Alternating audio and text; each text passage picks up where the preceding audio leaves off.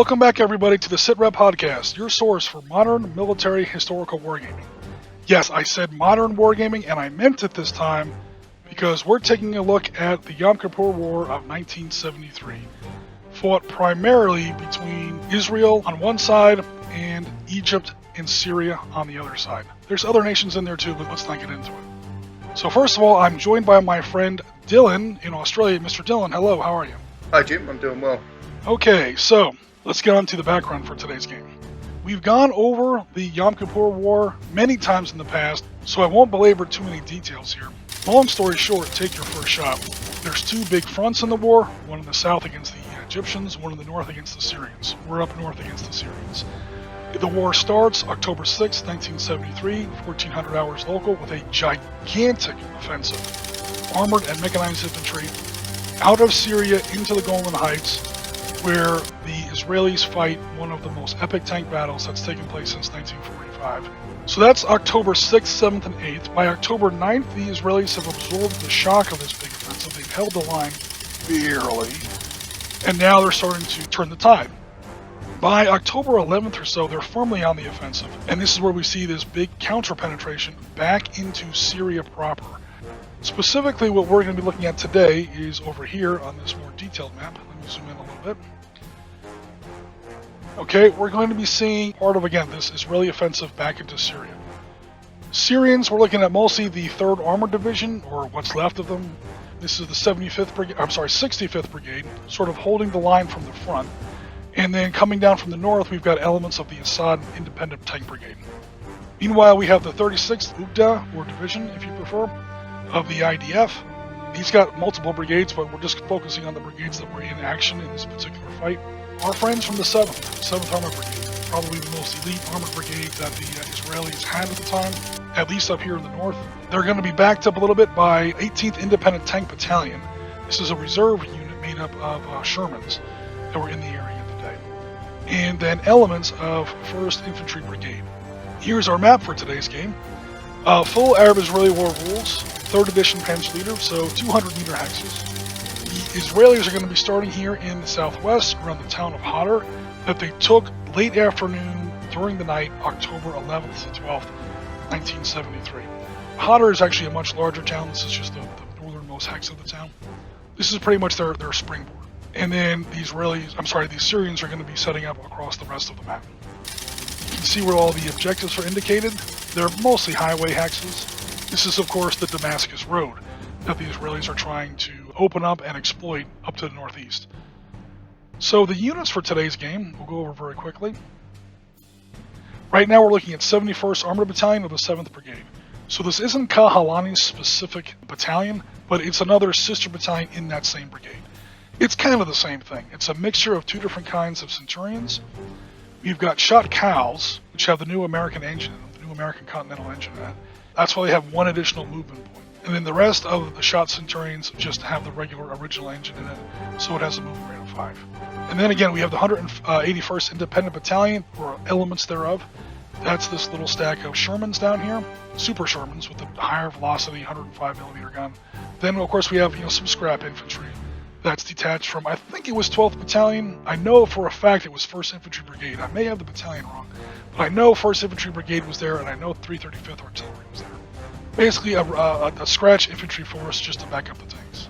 Again, 335th Artillery is there. That's the 2 batteries of M50, 155mm howitzers. And then we have some Israeli airstrikes that are available. The Israeli player has options as per strike packages. So I put 2 different kinds of planes on the table just to make it easier for us to track which planes are carrying high explosive bombs and which planes are carrying dedicated anti-tank weapons. Word to the wise though, as long as we're talking about Israeli aircraft, the Syrians have a hell of a lot of air defense. He can bring in his air power. I'm going to have something to say about it every time he does so. Yeah, keep an eye out for that. But again, we talked about the Assad Independent Brigade. This is one of the very, very few Syrian units that actually had access to the T-62 battle tank. T-62 was the new hotness in 1973. Very, very few units had them. And especially up north here with the Syrians, they usually didn't get into combat because they were afraid to commit them. It wasn't until things got desperate here on October 11th and 12th they ever even got into combat. So we're going to see them get into combat today. And then we have, again, we talked about 65th Brigade of the 3rd Armored Division. This is a more typical Syrian force with mostly T-55s. Also notice the infantry are carried in BTR-60s, whereas this elite Republican Guard Brigade has BMP-1s. Those BMP-1s do carry Sagger anti-tank missiles, although I only get one shot per platoon with those. I also have some dedicated Sagger sections, keep an eye out for those. We do have some onboard artillery, some more Saggers over here with the 65th, and some Syrian airstrikes, along with some off-board artillery. Syrian airstrikes, that sounds kind of crazy, but I do have it in Kahalani's personal account that on this day, for this particular attack on 12 October, he was bombed by Syrian jets. So I wanted to have at least some Syrian air power on the table. So that's pretty much our force, and here we are with our setup. So I'm playing the Syrians. I've gone ahead and set up my two main formations as they generally were historically. 65th is sort of taking a central blocking position up that highway. And then coming down from the north, threatening the Israeli left, is again the Assad Independent Brigade with those T-62s and BMPs. As I mentioned earlier, either this night or the previous afternoon, the Israelis had taken the town of Hadr, and now in sort of a leapfrog sort of a dynamic, a new unit, 181st Independent Battalion, is kind of coming up, securing the town, and as they're doing so, forward elements of 7th Armored Brigade is going to go ahead and leapfrog that offensive deeper into Syrian territory. So, Mr. Dylan, now that I've talked myself blue in the face, without giving away anything, because I'm not asking you to give away your strategy, did you have any notes or anything you wanted to bring up about how you have set up your initial Israeli deployment? Thanks, Jim. I decided to split it roughly sort of in half with a bit of a central push. So the units on the southern area there on that little ridge line, the Centurions and the 1st and 2nd platoon will be moving to the east, try and do a bit of a flanking and expand the front a little bit instead of trying to attack in an arrowhead, spread it out a little bit. And the Centurions in the north are basically just going to go straight in. We'll see what happens. So you don't want to just charge right down the road in single file line with Saggers on your flank? The tanks may be the descendants of the cavalry, but I don't have to behave like that. So I say we just go ahead and kick this pig and start turn 1 and see where we wind up. Okay folks, here we are at the end of turn 1, and things have already kicked off a little bit. I might be giving away a little bit too much of my position as the Syrian player. I've definitely already used up all my airstrikes, but what the hell. Once these Israeli tanks really get a chokehold on me, things are gonna go downhill for me really fast, so I'm gonna get my links in while I can. Dylan, you were moving up some Super Shermans here into this orchard. What happened? They got spotted, and tactically, I made you use up your missiles on them. Waste them. I made you use up your tanks. But no, in all seriousness, yeah, we spent 2 movement points in this Ritz hex. Technically, it's an orchard. 2 movement points in this orchard hex. He's considered spotted during the movement phase, i.e. opportunity fire. Sagger missiles, heavy weapons platoon kicked off. We managed to get a 5-to-1 attack, and even with the +1 cover bonus, I was able to take out 1 platoon of Super Shermans there. Not his really good tanks, sort of squishier tanks. Nevertheless, it felt good to put in a counter on the table right off the bat. However, ammunition is a thing. So this BMP section has now completely used up their Saggers. They only get 1 Sagger strike a game. These Sagger anti-tank guided weapons, according to strict Arab Israeli war rules, they only get 2. In fact, there's a whole reload rule where you have to take like a reload counter and put it in a truck and bring it up to them. We're not using any of that in this game. So long story short, they are limited to 2 Sagger strikes a game. I also brought in my airstrikes. This airstrike did manage to disorder these platoons. He did take some opportunity fire with his machine guns to try and shoot down some more of these Sukhoi 7 fighter bombers. Didn't work out, and I managed to drop some bombs and blow up a Zelda section that was sadly still carrying a platoon of infantry. So 3 Israeli units are down so far. The Syrians are pretty happy with how things are going. Any thoughts from you as far as turn 1 so far? Turn 1 was getting into position. Turn 2 is going to be a lot more airstrikes and aggressive movement, so we'll see how it goes. Alright, let's get to it. We'll be back at the end of turn 2. Alright everybody, here we are at the end of turn 2. We started off with the Israeli turn. He did bring in 1 of his airstrikes. Dylan, so far I think you're being a little conservative with your airstrikes. I'm not, criticizing at all. I thought I had him shot down pretty easily. is I do have SA2s and SA6s, both of which easily have this board covered. Also, at the time, the beginning of the turn when this airstrike came in, there was no Israeli unit on the ground that could spot my SAM sights. So basically I got a free shot at Israeli aircraft. I did roll poorly though, so I damaged this Israeli aircraft but didn't shoot him down. He still carried off his airstrike. Then he rolled poorly and couldn't even blow up the heavy weapon section. But that's fine. With him pinned down, he was able to move up. He's trying to sneak up one of his tank companies, a reinforced tank company, up here towards this objective X. I thought I would get cute and do a mass overrun on him. I knew it was going to be bloody, but to smash out like literally half of his best tanks, I thought it was worth a good chunk of the Assad Independent Brigade. That trash did not work at all, because I totally miscounted how that attack would go in and how what the range was on my overrun, so to speak. So I've lost 3 half companies, T-62s. These 2 got dispersed by the Super Shermans down here. The one remaining platoon, the T-62s, that was able to go in there and do that overrun, I did manage to roll well enough to disorder all this stuff. And spoiler alert, there's artillery coming in on that hex, because, oh hell yeah, I called in all my off-board artillery on that hex. We could see that hex, I did have units spotted that could see it, so yeah, we're good to go with that. And that's a good thing to do with artillery in this game, is if you're gonna disorder somebody in your attack phase, have artillery following up next turn. That will hopefully hit that stuff before he can rally. We'll see what happens. Oh, then these last two T-62 platoons couldn't reach this attack at all, so just for fun I had them try to overrun this one section of Israeli infantry. The M113s fired off his 50 cal, didn't really do anything, surprise, surprise. And then I actually went into this clear hex right here with 10 T-62 tanks. Again, every piece on this board is a platoon of 5 vehicles, or a half company in this case. So, long story short, a company of tanks overran that one platoon of infantry. He gets an opportunity to counterattack. Doubled against armored targets, subtract 2 from the die roll. He rolled a 1. Is that right, Dylan? Yes, a natural 1. A natural 1. Subtract 2 from the die roll. I do get to add 1 because I was in buildings at the time. But still, that's enough to destroy all 10 tanks. So I don't know who these guys are or what movies they've been watching. Basically, we got a platoon of Israeli Rambos here. They had some stolen RPGs they captured earlier in the war or something. I was not too happy about that. Down here, I wanted to highlight this. This is some really nice play. I'm not going to lie. Here come the T-55s, right? I'm trying to develop some sort of a threat here against the Israeli right. Notice where his shot cows are positioned. On this ridge, he can see over all this brush. Alright, so why do you have these infantry deployed there, Ellen? The infantry are deployed there so that if you move to the edge of the trees, I can spot you.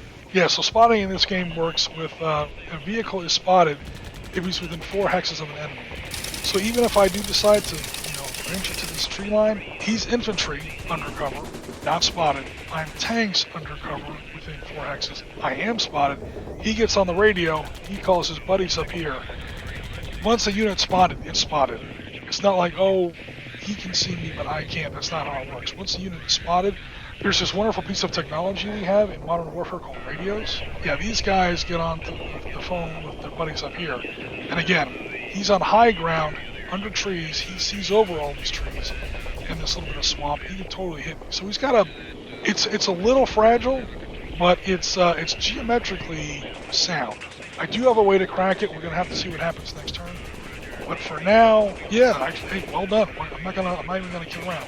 I have been doing well against Israeli tanks in other places. My Saggers did take out another platoon of shots down here. So I do have quite a few burning pieces of armor on the table. And again, I hope that not all these guys will rally, and maybe my artillery will take one of them out, depending on what happens. That's going to be up to how lucky he is on his dice.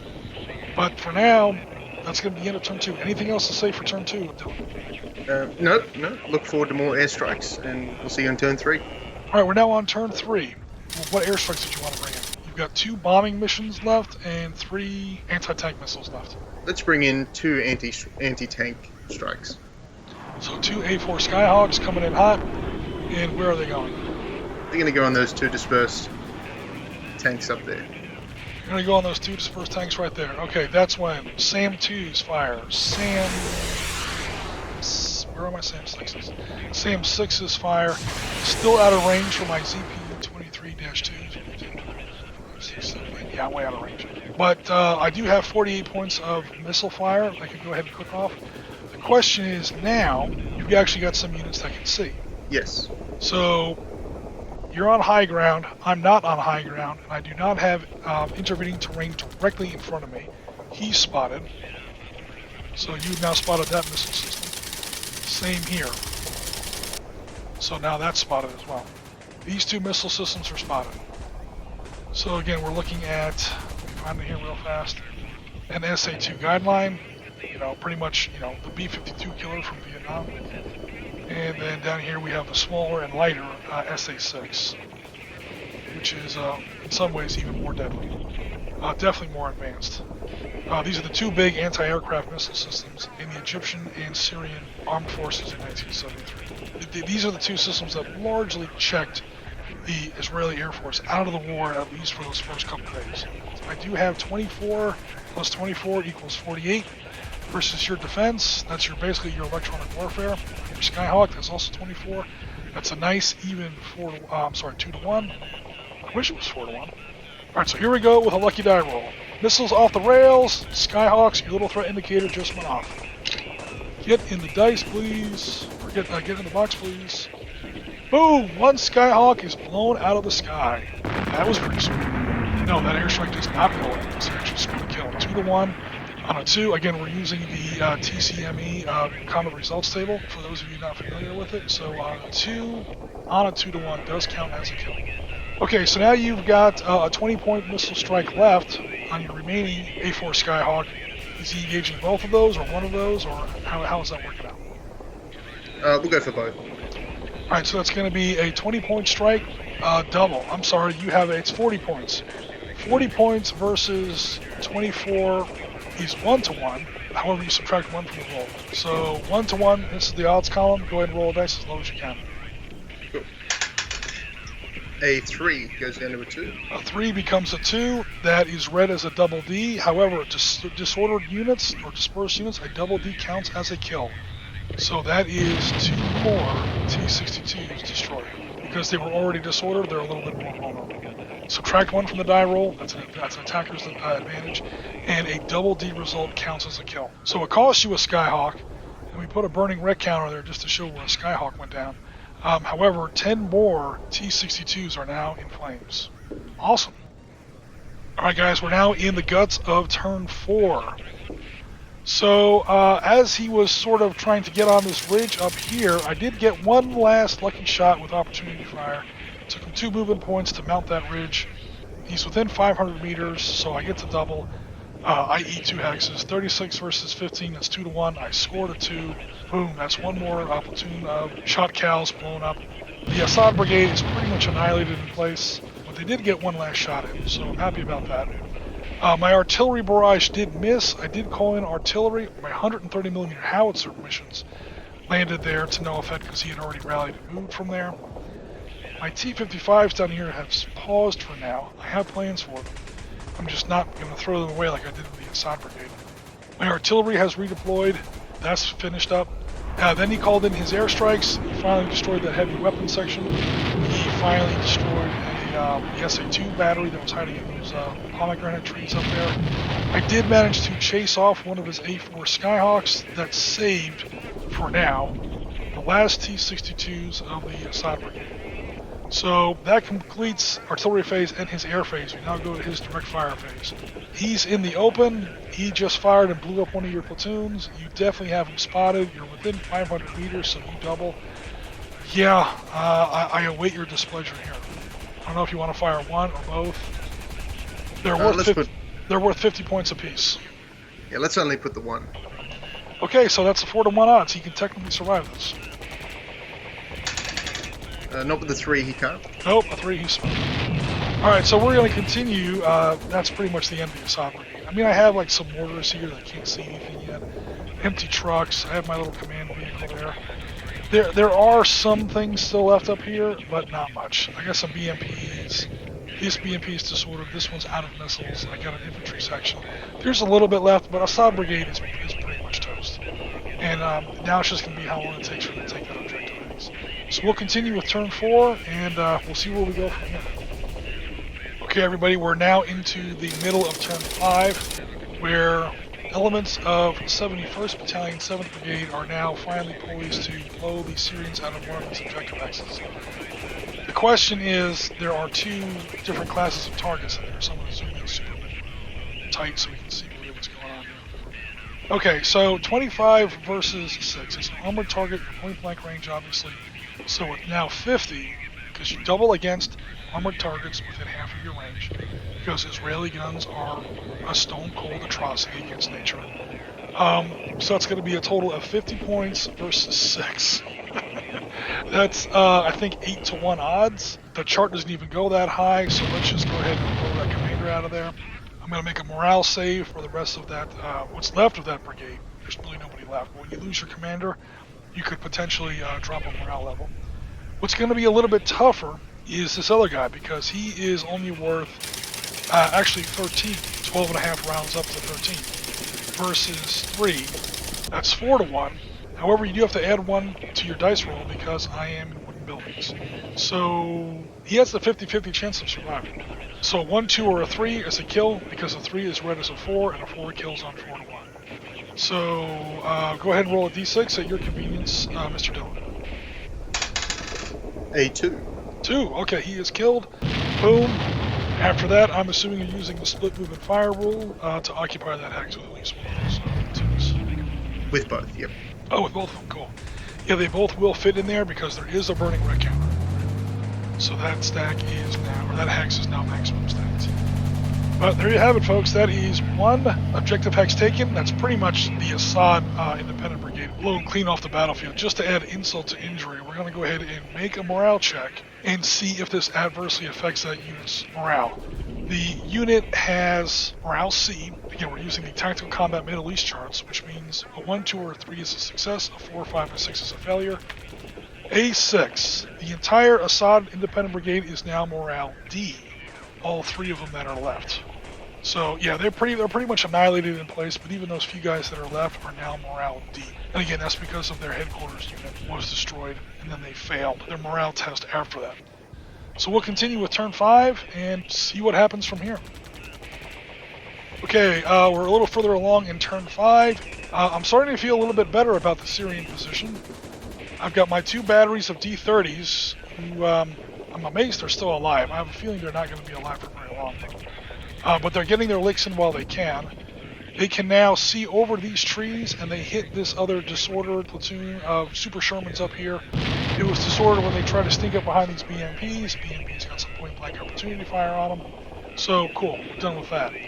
Now we're on to a few other things. Oh, I did get lucky down here. I smoked this infantry platoon that disordered all my T-55s and can attack out of the swamp. We're starting to run low on units, and I think when we run low on units is when desperate stuff starts happening.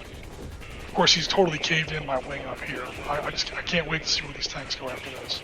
Fortunately, there's only 2 of them, so cool. So to wrap up the Syrian turn and close out turn 5, yeah, like I said, we're getting a little desperate here. Here we come. Why? Why not? Boom. Overrun. Cool. So, obviously he's going to get opportunity fire. Alright, so you've got 2 units in there that can take opportunity fire. Mr. Dillon, we're going to do the Zelda first. So, in Arab-Israeli wars, I-class weapons are allowed to shoot at armored targets. I know that sounds weird for Panzer Leader and Panzer Blitz players. In Arab-Israeli wars, they allow it out to a range of 2. That's 50 caliber machine guns, RPGs, long rockets, grenade launchers, etc. So you got 5 points versus my 6. That's 1 to 2 odds. You have to add 1 to the die roll because I'm in woods. Now, in case anyone's wondering, why doesn't he add the infantry in there? Dylan, do you care to answer that? Because infantry double their attacks and they have special anti-tank weapons in this period. Yeah, so basically he gets an opportunity cat attack. If he takes his opportunity fire as part of a normal direct fire attack, while legal, it's only going to be 12 to 6. That's going to be 1 to 1. I'm sorry, 2 to 1. Add 1 to the die roll. He probably won't kill anybody. Here, he's going to hold his fire until I'm literally overrunning him. And that's when he starts doing what we affectionately call the sticky bomb phase. So for now, the 50 cals on the Zelda will try and do their best. 1 to 2, add 1 to the die roll. Mr. Dillon. A 2 goes to a 3. 2 becomes a 3 on 1 to 2. He is disordered. Alright, cool.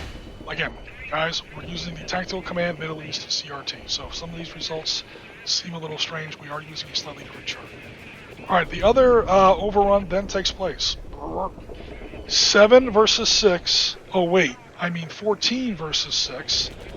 Infantry cat attacks against armored targets are always doubled, so it's now 14 to 6. Unless they're Egyptians, 1973, then they're tripled because RPGs. But anyway, for now we've got a total of 14 versus my 6. That is 2 to 1. Subtract 2 from the die roll for your cat attack. A natural 1. Boom! He is smoked. So that's it for him. Just when we thought everything was good, both those guys have now used up their opportunity fire. Through the woods comes the platoon of Syrian infantry for a cat attack phase. I have no idea if this is going to work. In fact, it probably isn't. Nevertheless, I'm going to give it a try. There is an armored unit in there, so my infantry does get to double. 12 versus your combined 13. 1 to 2 odds. Because again, this guy doesn't get to help, and God knows this guy doesn't get to help. 1 to 2 odds. My 12, because I double, versus your combined 13. You have to if you're going to cat attack a hex, you have to cat attack the entire hex. CAT, by the way, stands for Close Assault Tactics for anybody who doesn't know. So it's 1 to 2 odds. I do, however, get to subtract 2 from the die roll because it's a cat attack. Get in the dice tray, please. Oh, and it's a 6. Oh well. 6 becomes a 4 on 1 to 2. That is no effect. But that would have been cool if I managed to smoke both of these guys. So that's going to conclude my turn. We're going to go over to your artillery phase. Mr. Dylan, where was your artillery coming in at, please?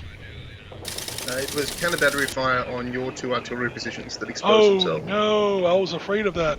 Okay, so we got 20 points coming in on both of these 2 positions because you've got 2 batteries. I'll just show for people in the video later.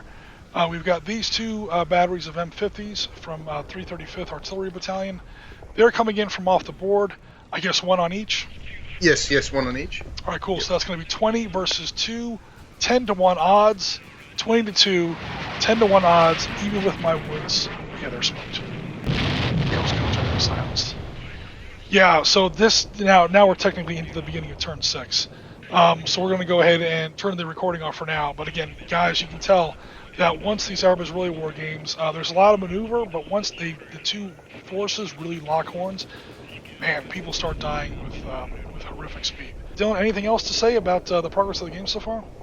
Been really interesting. The south has been a bit of a holdout stalemate. That's definitely going to end next turn, so we'll see what happens. This smoke screen is about to dissipate, and when it does, man, things are going to get nasty in here really quick. I did manage to take out his infantry support, however, my T-55s are a little disordered down there. So we'll see what happens down there. Quick errata segment. That artillery mission affects everything individually, so these trucks are also smoked. He doesn't have to choose to divide against them or not. That is a 10 to 1 against the artillery with a defense of 2, and then a 20 to 1 against the trucks. So just for fun, on 20 to 1, you have to add 1 to the die roll. You have to not roll a 19 on a D6. Do you think you can do that, Dylan? I did manage not to do that, yes. You did not roll a 19. Okay, good. Yeah, so apologies for that, guys. We did catch it in time, and we did.